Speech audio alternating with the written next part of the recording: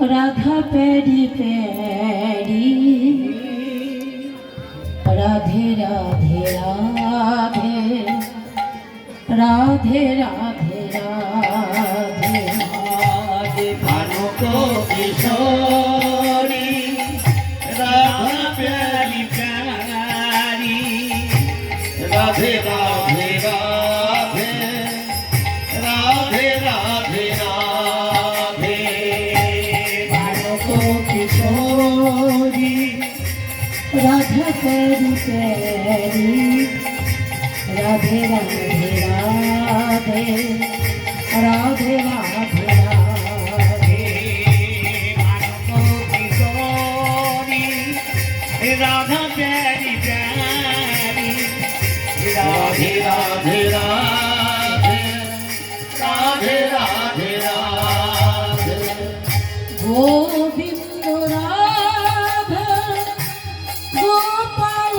राधे गोविंद राधे गोपाल राधे गोविंद राधे राधे गोविंद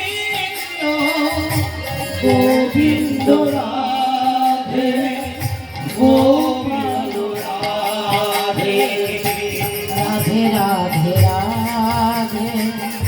রাধে রাধে রাধে মানব কিশোরী রাধা করি করি রাধে রাধে রাধে রাধে রাধে রাধে রাধে রাধে রাধে রাধে রাধে রাধে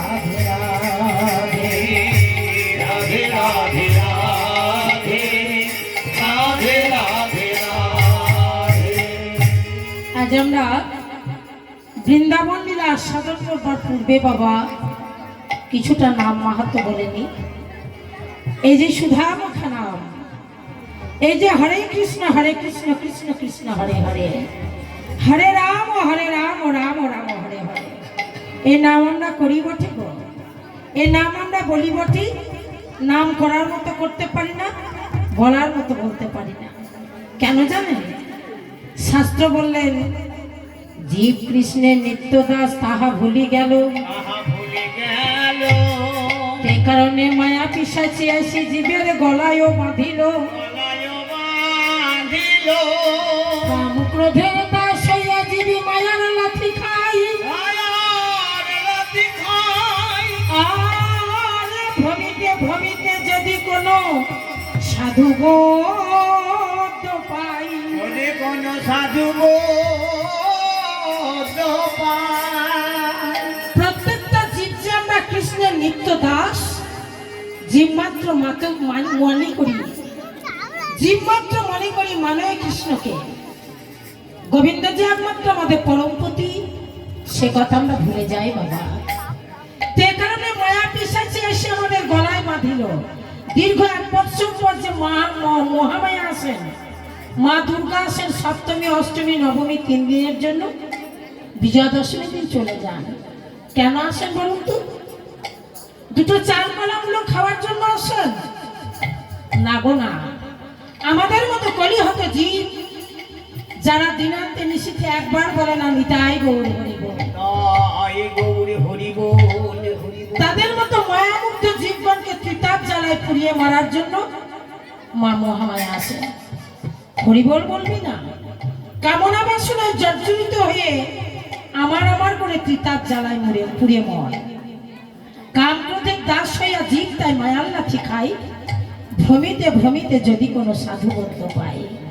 এইভাবে 84 লক্ষ জনিবার ভ্রমণ করতে করতে যদি কোনো সাধু গুরু বৈষ্ণবের কৃপা হয় বাবা, তাহলে সেই জীব উদ্ধার হয়ে যায়।